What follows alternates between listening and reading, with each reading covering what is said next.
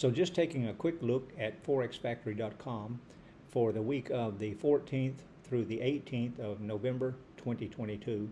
And we see we have a few high impact items that we need to be aware of. Nothing on Monday. We do have something on Tuesday, Wednesday, and Thursday, and then nothing on Friday. So be sure and check forexfactory.com for the local times so you can be aware of these fundamental items that when the news is released, they will have an impact and will increase the volatility on the movement of currencies and commodities. Just reviewing the trade setups that I shared with you last week, and on the Euro US, on that Monday it did not hit our pending order. The market opened and it came down just a little bit, but we were about 20 pips short of the trade executing, and then it just took off like a rocket.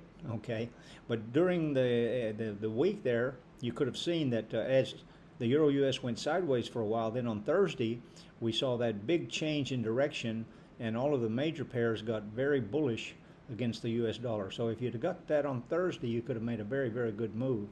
But I don't chase the candles. I plan my trade, I trade the plan, and I let the market come to me. So this trade did not execute. The pending order did not execute on the Euro US. With the odd US, it did execute. Okay, on Monday it did not. Okay, we're about 7 or 8 pips short on Monday. But then it went up, came back down, and the order executed. The pending order opened on Thursday, okay, at the end of the week. And that turned out to be a very, very good trade. In just 2 days, 320 pips on the odd US. The New Zealand US, well, this trade did actually hit the pending order on Monday, okay, but it went up and it came back down and hit the support line, the same price where the pending order was, on Thursday, and then took off again like a missile and did very well for a total of just 270 pips just on the Thursday and Friday. So if you had this trade and it opened on Monday, you could have watched it till Monday, Tuesday, and late Tuesday in the session, then closed it with probably around 100 pips or so, okay? Or if you held on to that, or move your stop loss up behind it, up at least to break even, okay? Or then you could have just exited that trade with 100 pips or whatever, and then got back in on the Thursday as it started to move up, as everything turned bullish against the US dollar. So you would have had 2 good trades on the New Zealand US. The pound US, I did not have a trade set up. There was no clear direction in my analysis. With the odd JPY, unfortunately we hit the stop loss. Okay, the trade did execute midweek, all right, for this buy limit that I had, but it just fell down, so we did hit the stop loss on the odd JPY. The CAD JPY was a tricky one. Okay, it did execute on Tuesday, I believe it was, 1, 2, 3, 4. On Monday it executed, all right, the buy limit, and then it went sideways. And then you finally got about 63 pips at the top of this candle here, all right? And if you would have done what an experienced trader should do, as soon as you've got 30 or 40 pips profit, move your stop loss up behind it, or at least to break even. So when it comes back down, if it does stop you out, you haven't lost anything. Because if you had held on to that, you would have hit your stop loss and completely lost that trade. But if you'd have stayed in, you could have got out with a total of 63 pips, and be happy with just 50 pips. If you get 50 pips, close part of your trade and let the rest of it run, or move your stop loss up behind it so that you don't get stopped out with a loss. At least you get break even. Then the Swiss JPY, okay, was no trade, and I'm glad I didn't take a trade on that one. The Swiss JPY just doesn't seem to know what it wants to do. Okay, it's just up and down, up and down. Made a big crash on Thursday, and then wasn't sure on Friday what it was going to do. Started coming down, went back up, made a huge drop, massive drop, but then came right back up and started to go up, and it closed bullish on Friday. So I'm glad I didn't take a trade on that one. Then finally the GBP JPY, which has been a good cash cow in the past and turned out to be very good this last week. We had a sell limit which executed on Monday, and depending on where you had your stop loss, all right, you could have been stopped out on that sell limit, possibly, depending on where your stop loss was. Or if you held on to that one and then it got back to our entry point on the Wednesday and then just made a massive move from the entry point down to the bottom here on Friday when it closed, or just before it closed, was 415 pips. Or you could have done that, you got into the trade when it executed. If you got stopped out and then you're watching it during the week, you see it turns bearish on the Wednesday, and then you took that same entry price and you could have got 415 pips from mid-Wednesday to late Friday. Okay, so that's a review of the trade setups that I shared with you last Sunday. Now these are the trade setups that I'm looking at for this upcoming week of the 14th to the 18th of November 2022. And remember, this is not financial advice. I'm not encouraging or recommending or suggesting you take the same trades.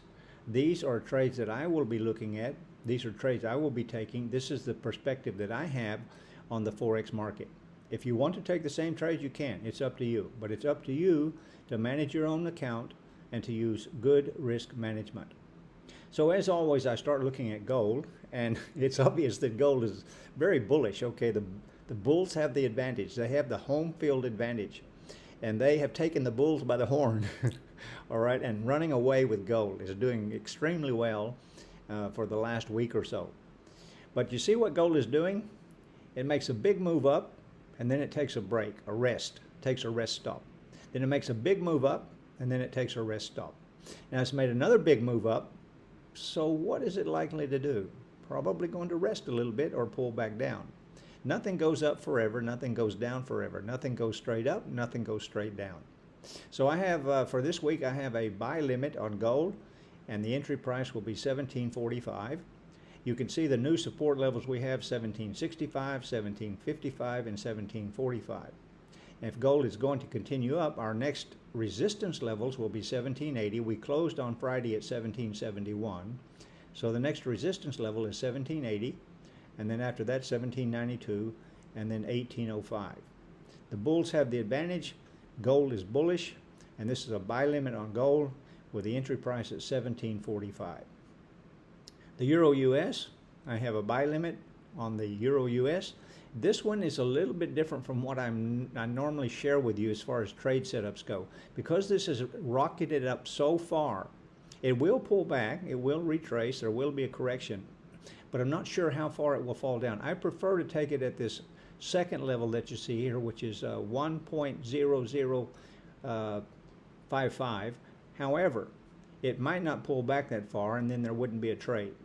Okay, so the first pending order could be, okay, I will watch and see if it will bounce off of this support level here, and then it would be a good price to buy the Euro US at 1.0225.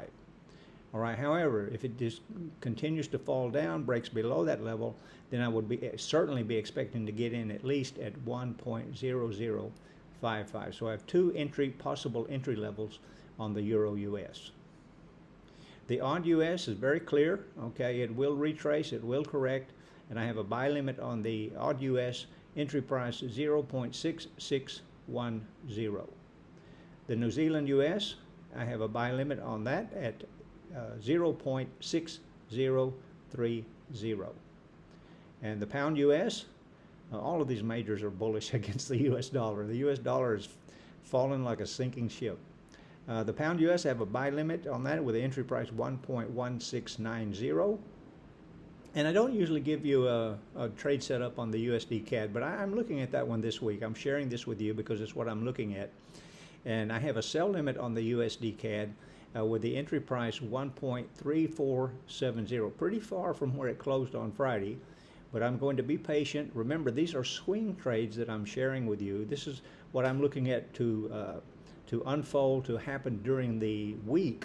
All right, these are not day trades. You have to be patient with these pending orders, and sometimes they don't execute until Thursday or even Friday towards the end of the week. But I have a USD CAD sell limit at 1.3470. And then the Japanese pairs that I usually look at, the odd JPY, I have a sell limit at 93.40. A sell limit on the CAD JPY at 105.90, and no trade on the Swiss JPY. It just doesn't seem to have any clear direction. However, I do have a sell limit on the pound JPY, and that needs to correct quite a bit, so my entry price for that one is 166.70. Okay, those are my trade setups for this upcoming week. I hope this will help you, guide you perhaps. And if you want to take these trades, you can. As I say, I'm not suggesting or recommending. This is not financial advice. I'm just sharing my trade setups with you, what I see happening in the market.